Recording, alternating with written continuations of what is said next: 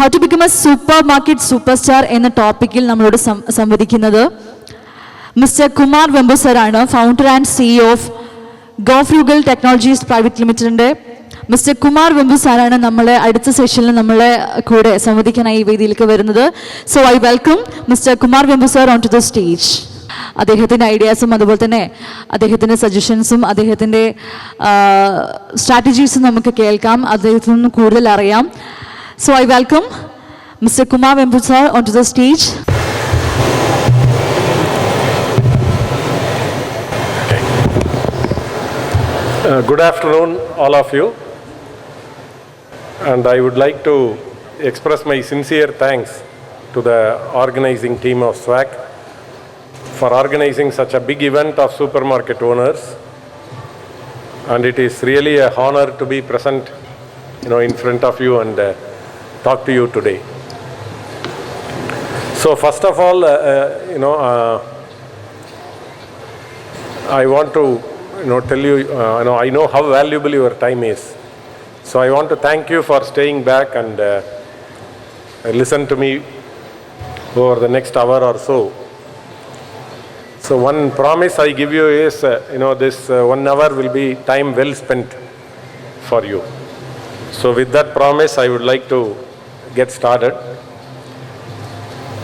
So I want to talk about what is the business environment today for the supermarket businesses. So what are the kind of threats and opportunities we see today, and what are your strengths? Because many times when we have threats in front of us, we forget our strengths. So I want to reiterate the strength you all have as supermarket owners. And finally, because that context is very important before I talk about how you can actually face these threats and leverage this opportunity and become a supermarket superstar. So that's the entire context. So one thing I always like is the COVID pandemic has really become a great opportunity for the supermarkets. I know the pandemic resulted in lot of losses personally for many of us, but still the reason it is a great opportunity is because of the environment we were put to face, right?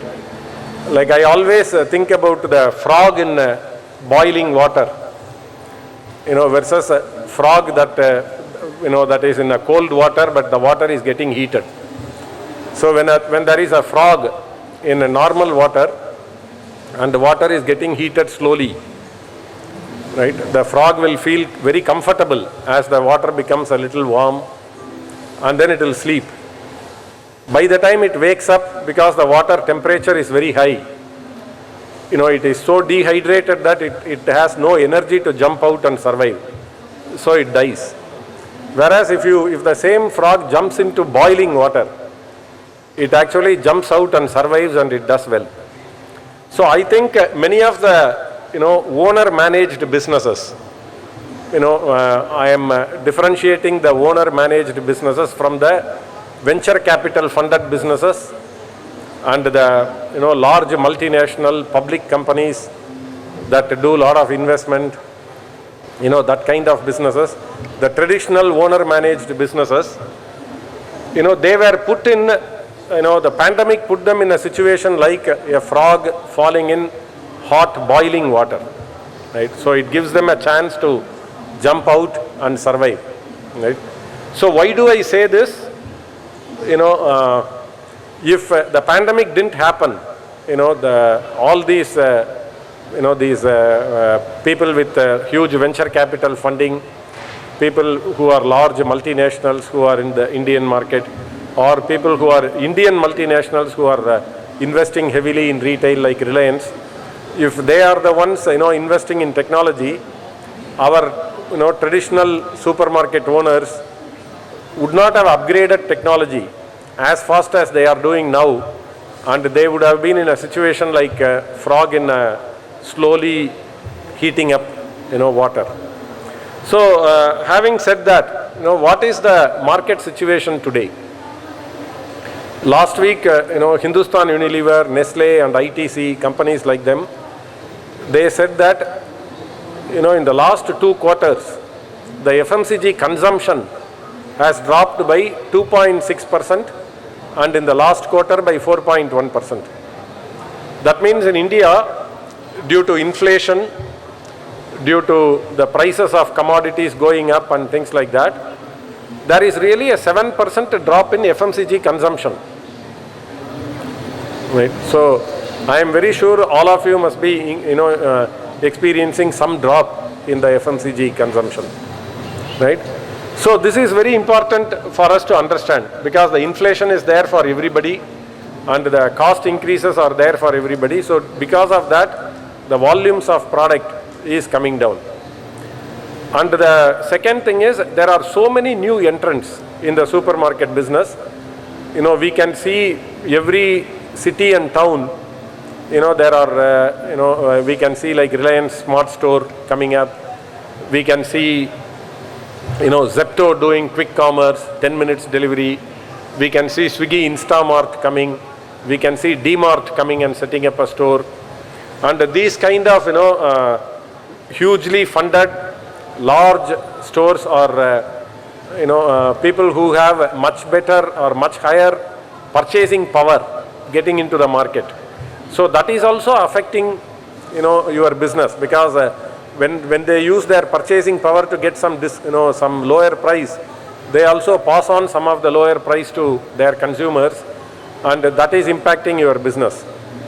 So that means your competition is no longer another business owner like you, who is actually, another business owner like you who has cost of funds that is similar to you, who has fund availability that is similar to you, who will compete with you on sort of equal terms, right? Here we have a very unequal competition, because for companies like Zepto or Swiggy Instamart, capital is available at a very, very, you can say very, very freely, because you can't put any value to that. Capital availability is free.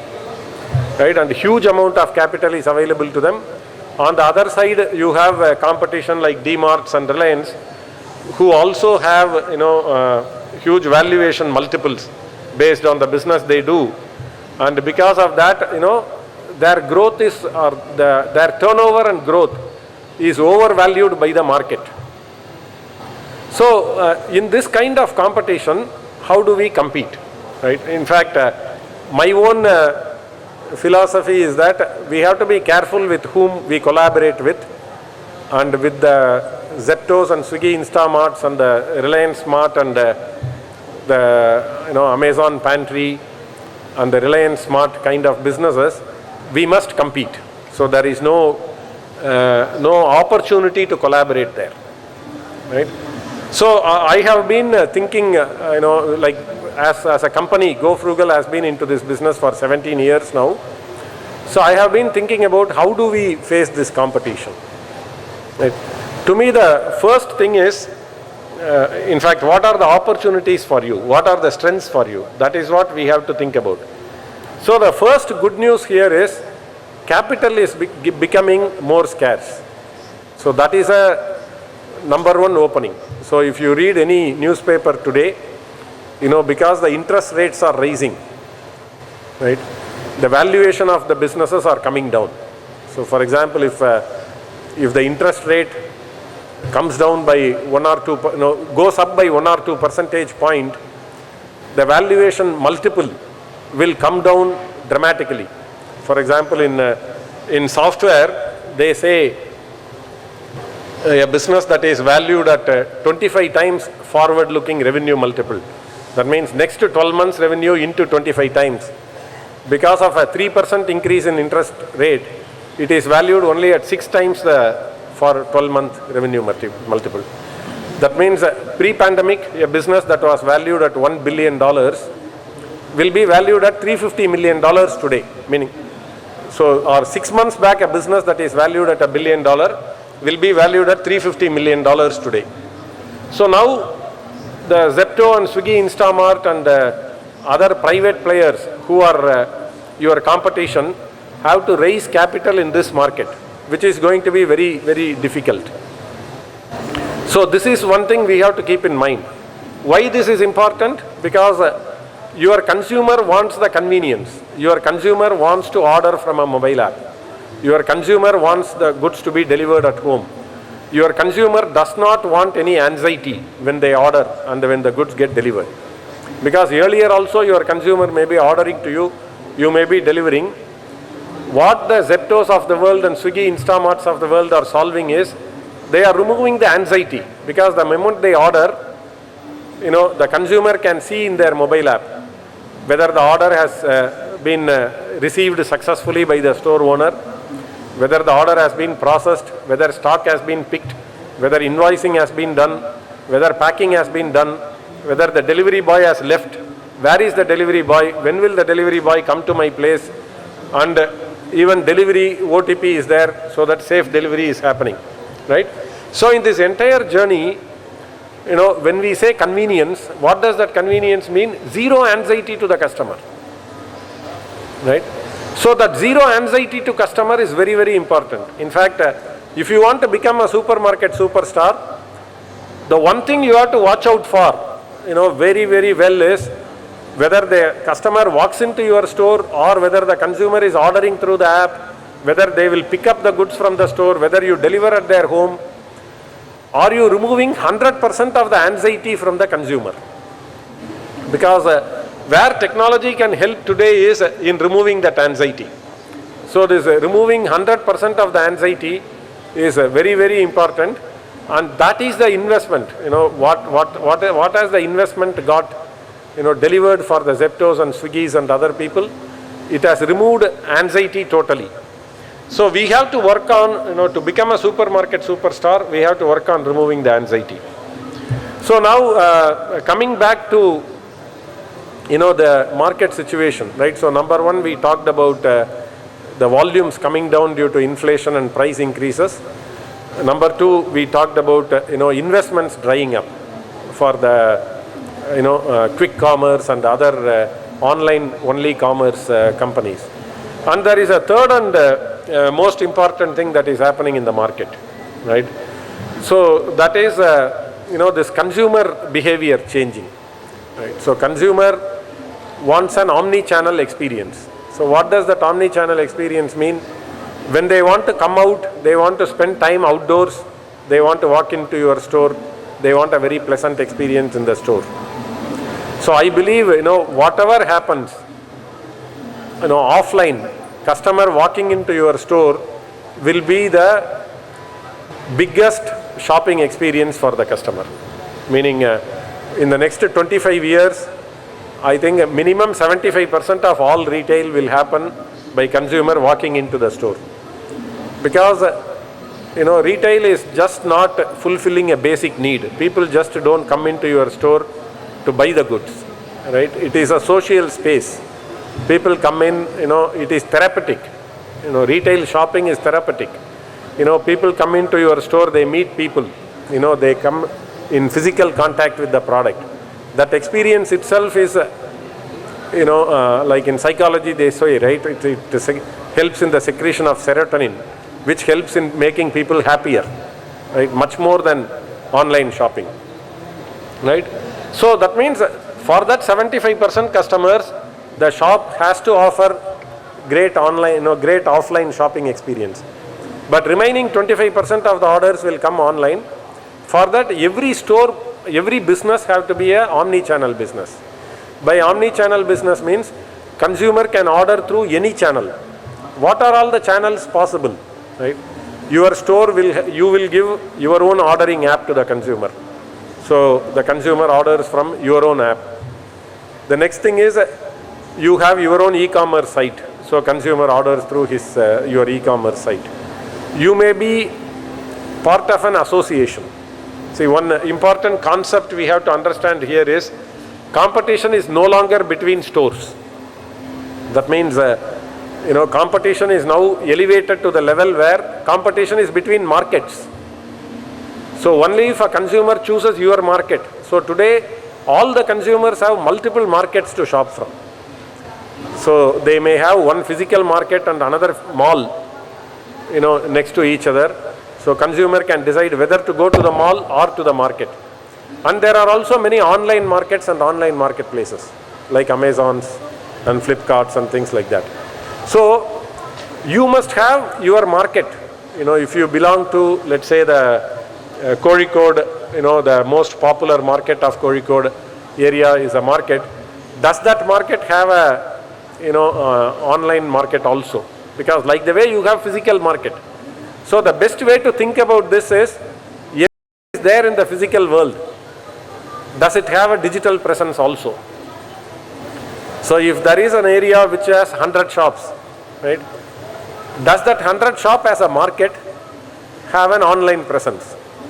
So consumer can order in that market. Maybe a consumer will order, vegetables and fruits from one vendor. He will order grocery from another vendor. He will order flowers from a third vendor. He will order greens from a fourth vendor, right? And all of these things are, and he'll order meat from a fifth vendor. All of these things are getting delivered to that consumer in one go. This is possible with the market. So that means, this is where collaboration is required. So where you don't see it as, okay, it is my shop, my business, because consumers have to come to your market to visit your shop. So we have to understand the opportunity lies in, everything that is available in the physical world having a digital presence. So that means market is a physical place where hundreds of shops are there. That market is having an online presence. So the market association, in my view, can do a lot of common services. For example, why should SWAK stop at being a supermarket welfare association? And what can it do to the best welfare of all the supermarket members in the association? So the best thing it can do is, in every area, right, you want all the business happening, come to the SWAK members. And there are a lot of skills that are required to run an omni-channel supermarket business today is not available with every supermarket owner. Every supermarket owner cannot have the best of IT teams. Every supermarket owner cannot have to have an omni-channel store. Cataloging is required. You have to take photos. You have to have descriptions about the product. You have to put 10 times more information about the product online compared to the information you have, in the store. Probably whatever information that is there in the product packaging, all have to be made available online, right?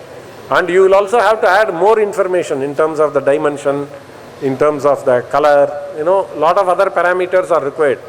So now this kind of skill may not be available with every supermarket owner, but association can have, cataloging specialist. So if you think about it, what is the skill that the Zeptos and Amazons of the world, bring that, supermarket owners like you don't invest in? The main thing is the cataloging. So that can be a service provided by the association to all its members. So similarly, digital marketing. Every supermarket owner to do digital marketing for themselves will be an expensive affair.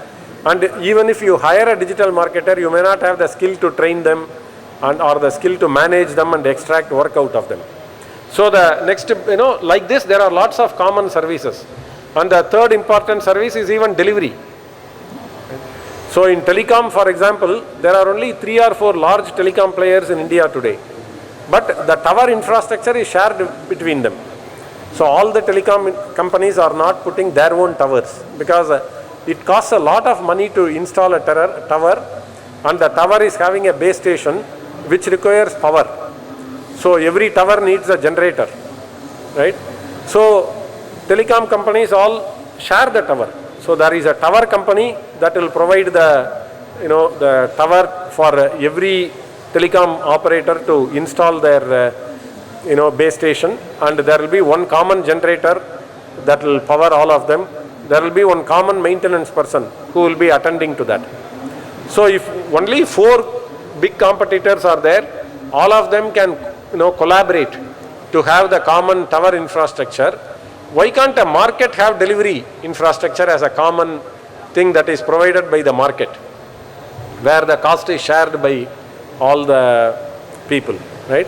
So these are the kind of new business models you have to think about, because definitely collaboration is required, but that collaboration is to present your market, itself as a, promote your market, where people can come to your market, and within that market your store gets promoted and people can come to your store and things like that.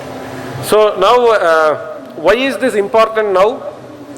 As I said, we have to look at our strengths. What are the strengths? Because if we understand the strengths, we will be able to clearly understand why we have to focus on this. So to me, the strength you have is, most of you own the real estate where your store is operating. Right? And most of you are you manage your own stores. So you don't have expensive MBAs and data analytics professionals working with you, who need to be paid a lot more, as per the market. And you are the brain behind your business.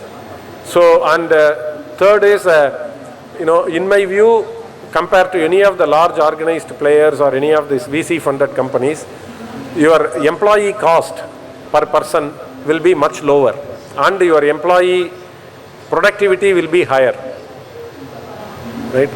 And the fourth and most important thing is, you have, you own the real estate in the best of retail locations in the country, in your town.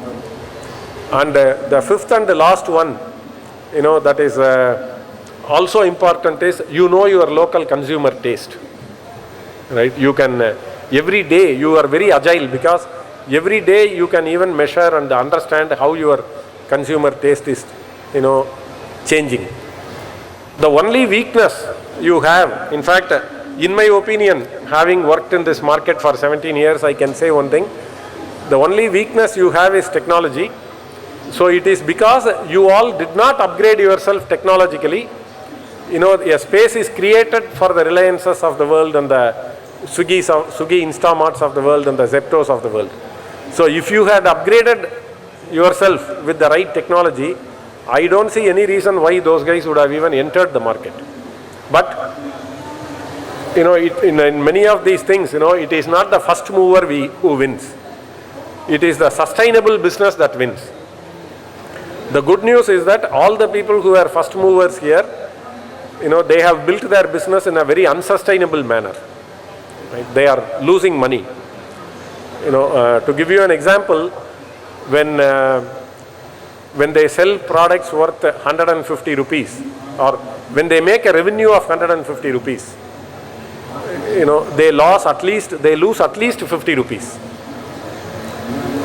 So at least 50 rupees.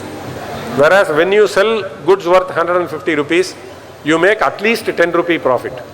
So you run a highly sustainable business, they run a highly leaky, business. So with the investment drying up, it opens a huge opportunity for you. So the technologies are available where, in Tamil we say, Annachi Kadai can become Amazon. Independent Kirana store owner can operate the business like Amazon. Because technology has such a, equalizing force. It is the biggest equalizer. So today, it is highly democratic. So you can get access to all the technology that an Amazon or a Zepto has, right? So companies like Gofrugal are actually building the technology so that, supermarkets like you can get the technology that the Zeptos and the Swiggy Instamarts and the Reliances use, right? So if you upgrade your technology and if you collaborate and have virtual presence or digital presence for the markets, right? You think about how quickly you can do the delivery. Because you all have it in you, you have the store location, everything. To access any customer, in Kerala, within probably 5 to 10 minutes. Right? So that is the power you have. It is the it is that, the technology that is limiting your growth, right?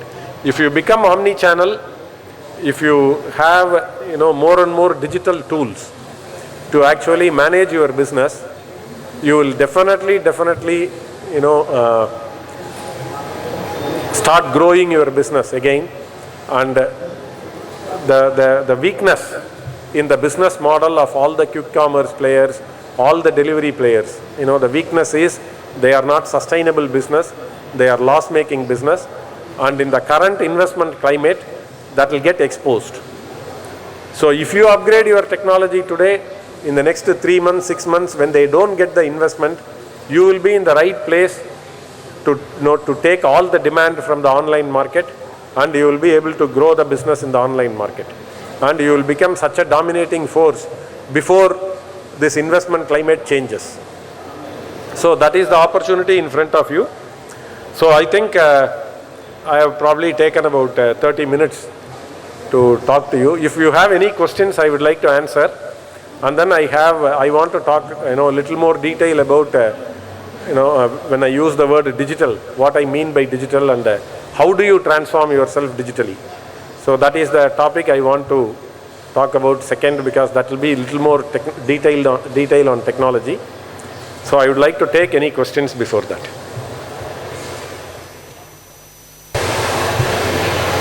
So any questions?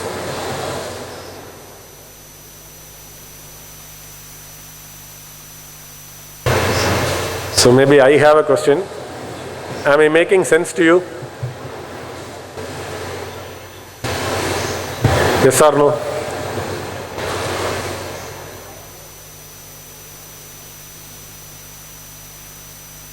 Hello ആർക്കെങ്കിലും ഏതെങ്കിലും സംശയങ്ങൾ questions ഉണ്ടെങ്കിൽ ചോദിക്കാം.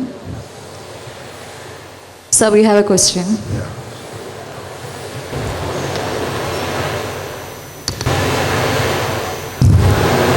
Very glad to meet you, sir. We are using your software from last 3 years. Okay. Thank you. Thanks to provide this much wonderful software for us. So my question is that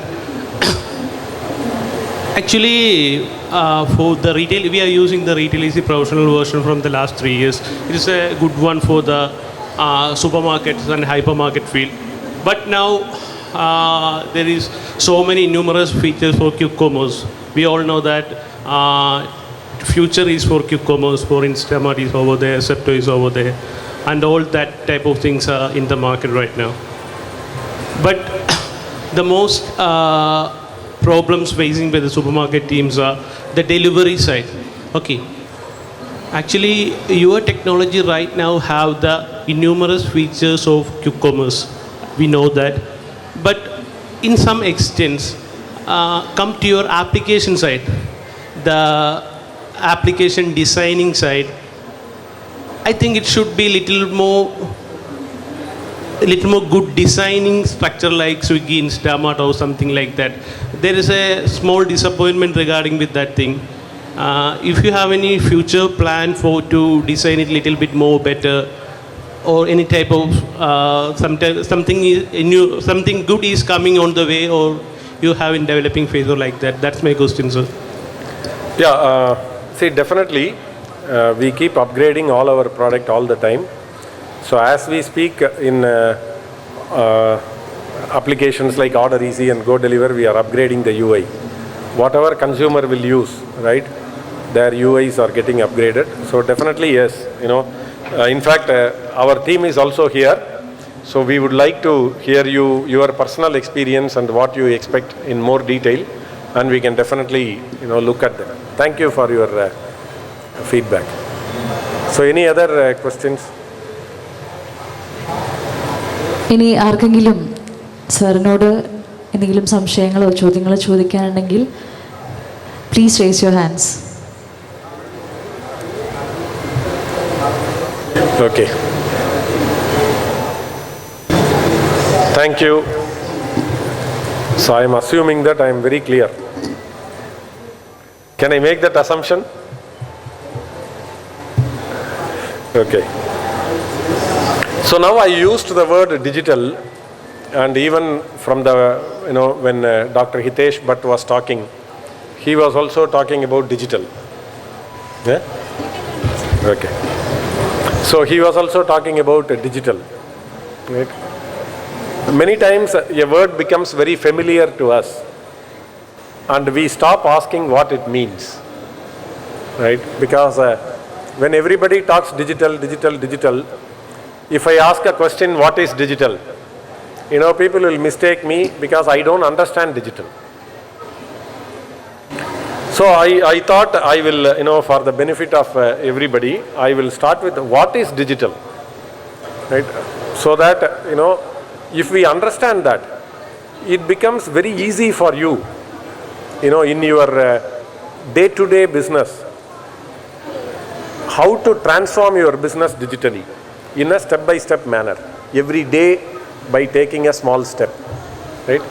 So to do that, understanding what is digital is very important. So to me, what is digital is very, very simple, right? Digital means empowerment. So empowerment, who is getting empowered? As a business owner, first you feel empowered. Right? Many times, as a business owner, you feel like a slave to some of your staff. You feel like a slave to some of your customers, right? Because whenever there is a problem, that problem happens repeatedly.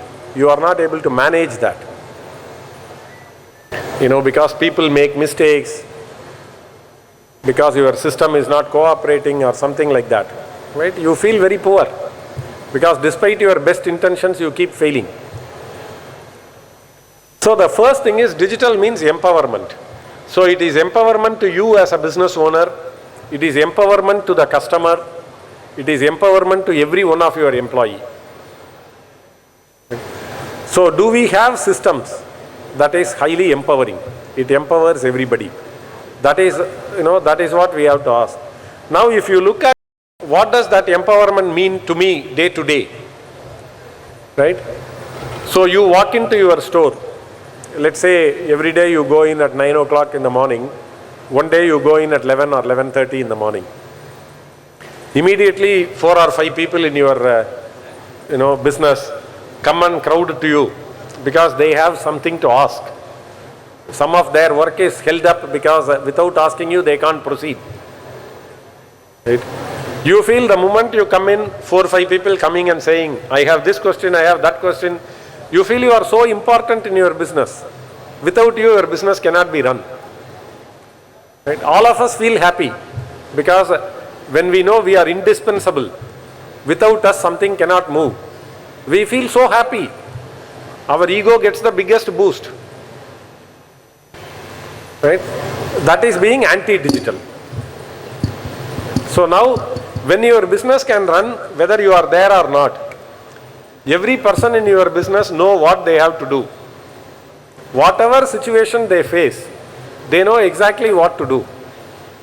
Everything is so well thought through. Right? Every situation is so well thought through, and the response to that situation is so well clearly defined. And your people are trained, or your systems are implemented so that people even don't need the training.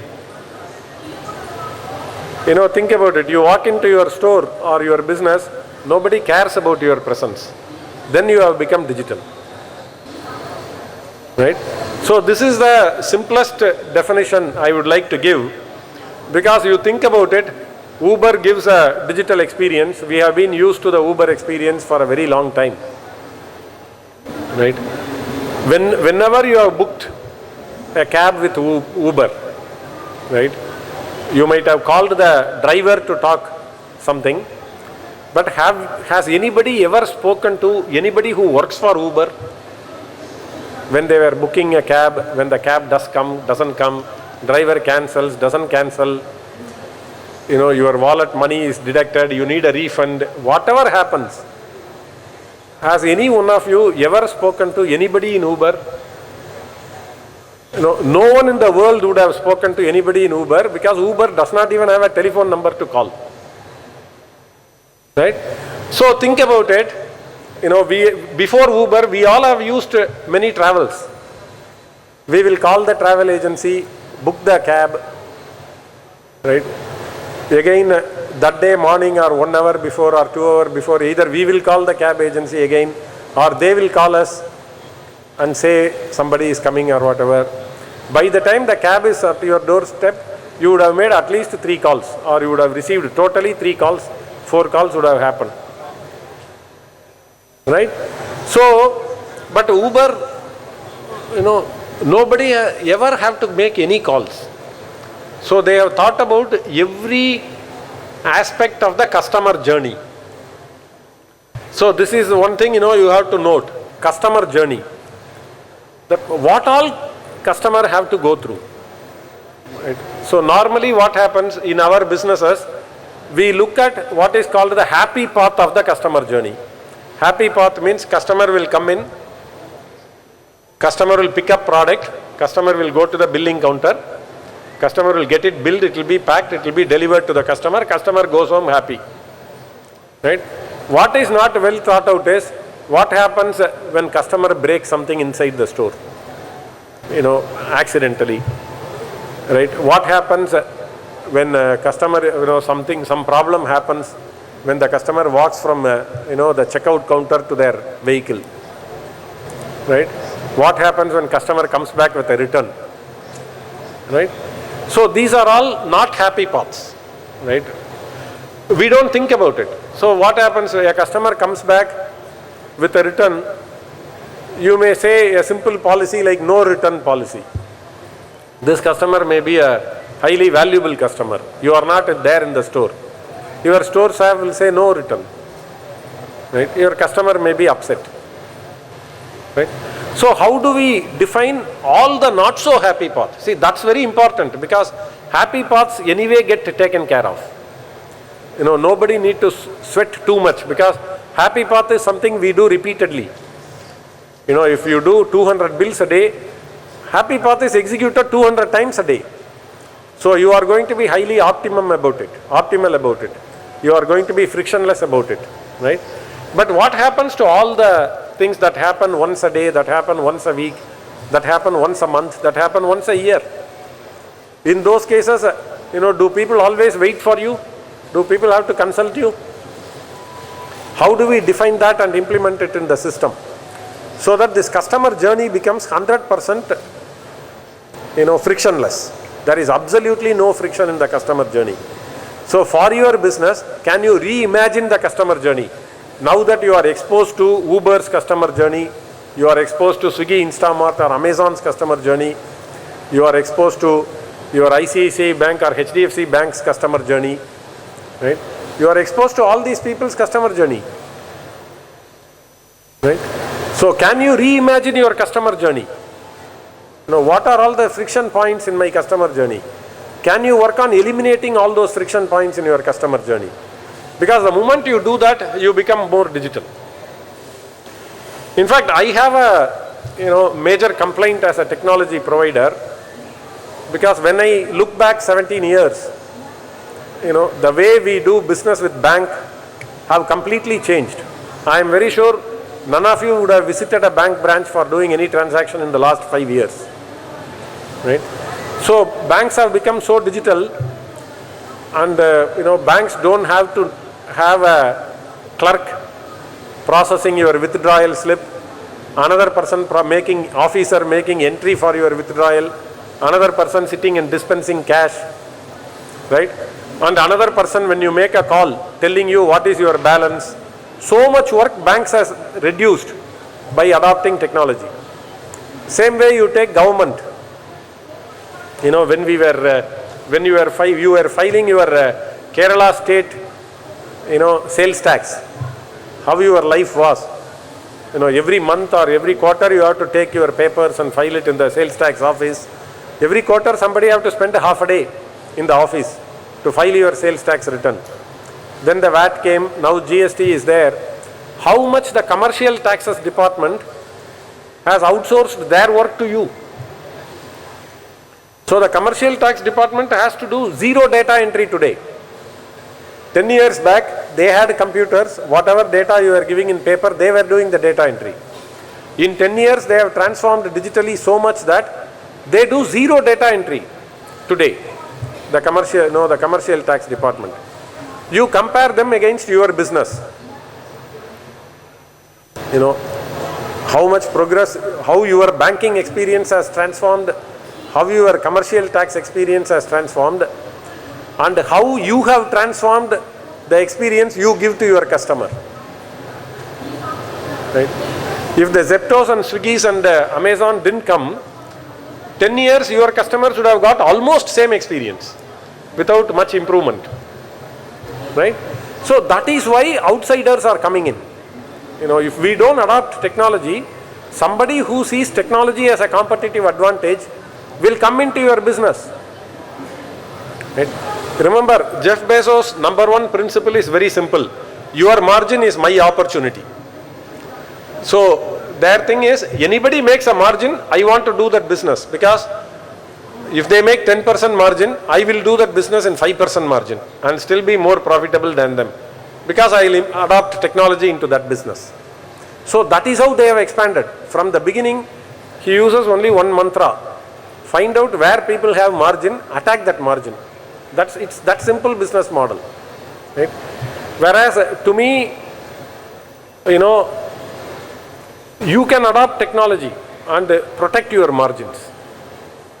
Right? That is what we have to do. For that, this customer journey is the first and the best place to start. And the second important thing, when you do the customer journey transformation, you have to look at the process transformation. Right? Meaning a lot of your processes. In fact, ask yourself, if you break down your processes into your purchase ordering to goods receipt to payment, your customer pickup to customer delivery, right? When was the last time you have looked at all these processes holistically and optimized them seriously? Right? Meaning, for how many years things are done the same way because that's how we do it.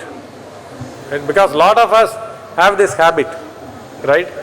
We start doing something one way. For example, your senior staff does things one way. The junior staff comes in, they copy that. They do the same way.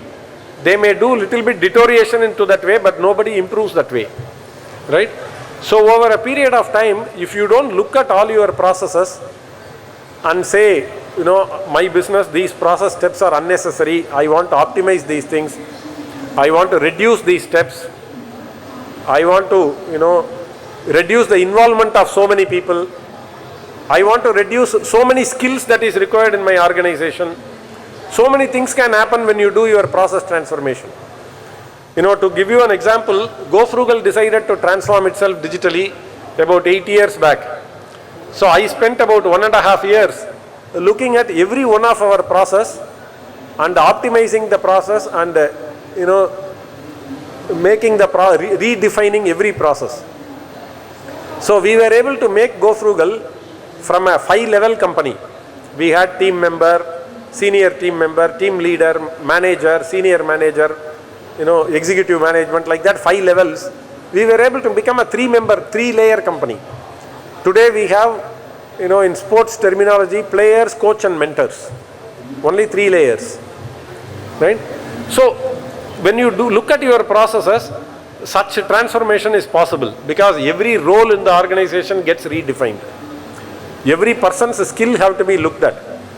To go back to the Uber example, 10 years back when we were hiring drivers, one of the important questions we used to ask the driver is, do you know the routes in my city? If you are hiring a driver in Kozhikode, you will pay a premium to your driver who knows all the routes in Kozhikode. Right? But today, it doesn't matter where a person comes from, whether he knows the language or not. Because everybody can drive with Google Maps. So Google Maps, what has it done? It has taken route skill out of people. Nobody need to know the route. Like this, in your business, there are so many unwanted skills. in the digital era that people may be practicing.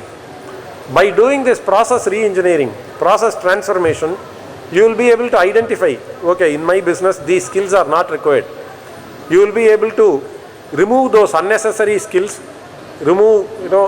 make the role much more clearer, and train people on required skills so that you can take lower skilled people to do the job, right? So you have to ask this question: when was the last time I looked at all our processes holistically and we did a process re-engineering or process transformation? That is the second most important thing. And the third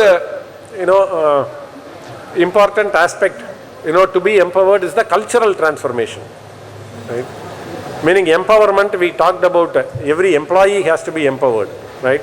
So then they have to be making the decisions. Your system, process, everything have to let them know what their limits of their decision making is, right? So that, for anything they will first find an excuse. In fact, there is a term in management called reverse delegation. For example, in a business where owner is very strong, every decision is taken only by the owner. The owner is the enemy to the growth. So all the people that owner hires, the people won't make any decision. The people will always wait for the owner to come and make the decision.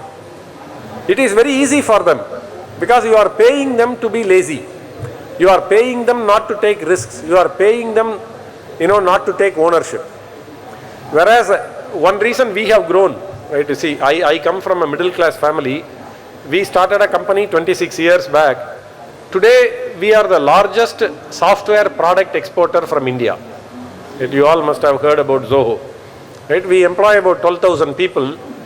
The simple secret, the one reason why we were able to grow is, we always asked people when they come to us for any decision, we ask them, what is your decision? And why did you make that decision? So I refuse to make a decision because you are responsible, you must be accountable, you must make the decision, right? So that is empowerment. So for that the culture has to be changed, because many people in India, my own experience, even people who work in professional organizations, large organization, always want to do reverse delegation. They want to outsource all the thinking and decision to their boss. Because the boss will never tell you only made the decision. Right? Whereas companies that have growth mindset always push the decisions down. And they have good coaching and mentoring in place. That means they ask, what is your decision? Why did you make the decision? If the decision is different, they also explain why that decision is wrong and how to make the right decision. So such cultural transformation is the third most important thing. And the fourth thing is a technology transformation. So that means, we do speak to a lot of the supermarket owners. Most of them think that, whatever they use is the best that is there, right? So that is a very good feeling, you are contented, you are happy, right? But many times in market is changing like this, we have to look outside. We have to look at what is happening in the world, how will the future be, what all technology can do for my business. And if you identify these are all the things technology is expected to do for my business. For example, with the Zeptos there, why can't I be like Zepto? That question have to come to you. Nothing is stopping you because you can be the sustainable Zepto in your neighborhood, right? So that kind of question comes, does my current solution have, the capability, or does it give me the ability to become a Zepto in my neighborhood? That question have to be asked. And if I have to deliver order without any mistakes, if I have to deliver orders very fast, do I have the entire order to delivery workflow completely digital? Where people can do stock pick digitally, people can, the delivery can be monitored. Right? For example, when you can say a company like Swiggy Instamart, maybe doing a million, multiple million deliveries a month, right? But they are able to centrally monitor. When did the delivery guy get the order? When did he get the pickup location? Where is he? When did he go and pick up? When did he start? When did he reach the customer? When did he deliver to the customer? All that is available as reports. So they don't have to call and ask, where are you? Right? Customer can see that. So do you have data like that? Because in your delivery, you assign somebody to deliver, they take a 10-minute break, you will get BP because you have told the customer he has already started. That's not healthy. Today, one thing I learned from my experience is, people respect systems more than they respect people. The Uber and Ola are good examples, right? We are able to see the driver starting and coming to us. They come, in 7 minutes, it says they come in 7 minutes, right? Unless the traffic is there. And nobody is actually managing them. In fact, interestingly, there was a legal, lawsuit in UK, in London, where the Uber drivers filed a lawsuit against Uber saying, they must be considered as employees and they must be paid all the benefits Uber gives its employees, like insurance and like medical insurance and other things, right?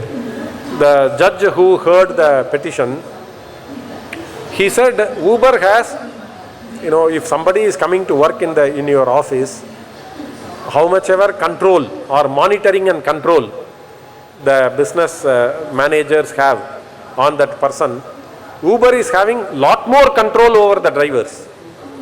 Because the moment a driver logs in, they know the location of the driver, whether the driver is stationary or moving, and when they give a ride to him, whether he is picking up or declining or not responding, when he picks up, how soon he starts to the customer, which route he is taking to go there, when does he pick up the customer, and the customer can rate whether the vehicle is clean, driver is polite, everything. So much control Uber is having, so they must be deemed as employees. In fact, the good news is, even in India, the same thing is happening, right? So these drivers and delivery partners should be treated as unorganized workers for the company, and they must be provided the medical and other benefits. The moment that ruling happens in India, it is also in front of the Supreme Court in India. When that happens, the cost of doing business will go up for the Q-commerce companies. So those are all opportunities for you. So long story short, right, that technology transformation is very important, where technology can reduce 80% of the work you do as a manager or management in your business.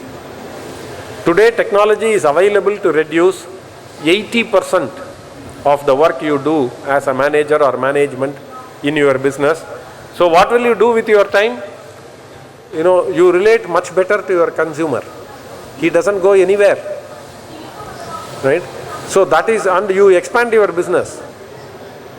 You make it harder for the venture capital funded large companies, right? Because when you own your own premises, when you are the manager and management, when you can get staff at a lower cost, when you have the right location, and your consumer, right? And you are also not greedy, right?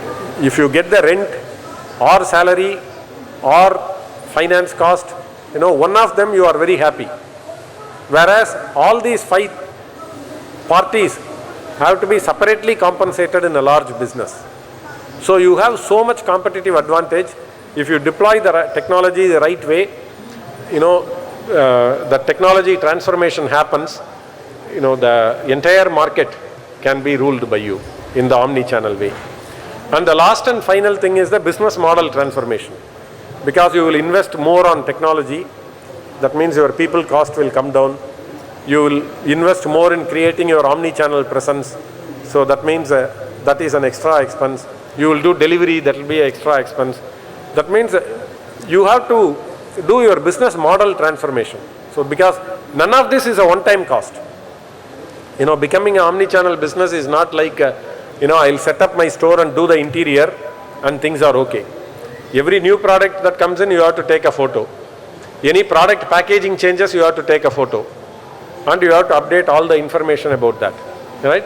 So that means you have to understand how the cost structure of your business has changed by doing the customer journey transformation, by doing the, the culture transformation, by doing the process transformation, by doing the technology transformation, how your business model has changed, and you are making yourself sustainable in the new business model with a,